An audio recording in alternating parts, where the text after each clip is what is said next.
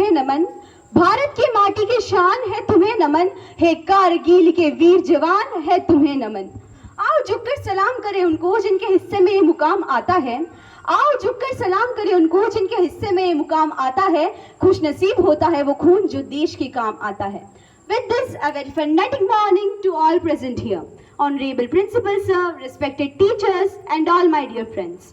As you all know, we are here to celebrate Kargil Vijay Divas. जैसा कि आप सभी जानते हैं कि आज का यह दिन हमारे भारत के इतिहास में स्वर्णाक्षरों से लिखा गया है, क्योंकि यह दिन सिर्फ युद्ध में विजय का दिन ही नहीं बल्कि उन बर्फीले पहाड़ जहां पर सांस लेना भी दुष्कर है, उन पर देशभक्ति की विजय का दिन है। सन 1999 में पाकिस्तानी सेना सियाचिन पर कब्जा कर कश्मीर को हड़पना चाहती थी, लेकिन हमारी भारतीय सेना भी कुछ कम नहीं थी। हमारे भारतीय सैनिकों ने भी अपने जज्बे और शौर्य का डंका पूरे विश्व में बजाया। यह दिन याद दिलाता है उस सैनिक की जो कहता है, जब आंख खुले तो धरती हिंदुस्तान की हो, जब आंख खुले तो धरती हिंदुस्तान की हो, जब आंख बंद हो तो याद हिंदुस्तान की हो। हम मर भी जाएं तो कोई गम नहीं हमें, हम मर भी जाएं तो कोई गम नहीं हमें, लेकिन मरते वक्त यह माटी भी हिंदुस्तान की हो, यह माटी भी हिंदुस्तान की हो। दिल में हौसले और जुनून का तूफान लिए फिरता हूँ, दिल में हौसले और जुनून का तूफान लिए फिरता हूँ, आसमान से भी ऊंची अपनी उड़ान लिए फिरता हूँ।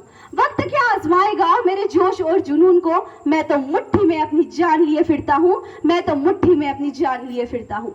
यह दिन याद दिलाता है उस माँ की जिसका बेटा उससे कहता है कि माँ तेरा बेटा बनकर आया हूँ, कि माँ तेरा बेटा बनकर आया हूँ, लेकिन भारत माता का बेटा बनकर इस दुनिया से जाता हूँ। जब पाकिस्तानी सेना इस युद्ध में हार रही होती है तो उनके जो प्रधानमंत्री होते हैं नवाज शरीफ, वो भारत को धमकी देते हैं कि अगर यह युद्ध नहीं रोका गया तो पाकिस्तान हम पर परमाणु हमला कर देगा। और उस समय के जो अमेरिकी राष्ट्रपति होते हैं क्लिंटन, वह भी भारत को यही धमकी देते हैं कि युद्ध रोक दीजिए। लेकिन उस समय के जो हमारे प्रधानमंत्री होते हैं माननीय अटल बिहारी जी वाजपेयी, वह कहते हैं यदि पाकिस्तान ने हम पर परमाणु हमला किया तो हमारे देश का कुछ हिस्से को ही क्षति पहुंचेगी, लेकिन अगर पाकिस्तान ने ऐसा किया तो मैं पाकिस्तान को इस दुनिया के मानचित्र से ही हटा दूंगा कि हिंदुस्तान तो रहेगा लेकिन पाकिस्तान नहीं रहेगा। अंत में मैं अपनी स्वरचित कविता उन वीर जवान, उन सैनिकों को अर्पित करना चाहूंगी जो युद्ध में शहीद हुए। वो सैनिक की भावना जब वो मौत के घाट उतरने ही वाला होता है। मेरा सम्मान करो या न करो, बस भारत माता का मान रखना, हे हिम से बहती हवा मेरे भारत का ख्याल रखना। मैं हो या ना हो, बस भारत माता का तुम ख्याल रखना, है सागर की लहरें मेरे हिंद को तो निखार रखना। मैं मिल जाऊंगा एक दिन इस माटी में, बस उस माटी को तुम संभाल रखना, बस उस माटी को तुम संभाल रखना। इसी के साथ मैं अपने शब्दों को विराम देना चाहूंगी। जय हिंद, जय भारत।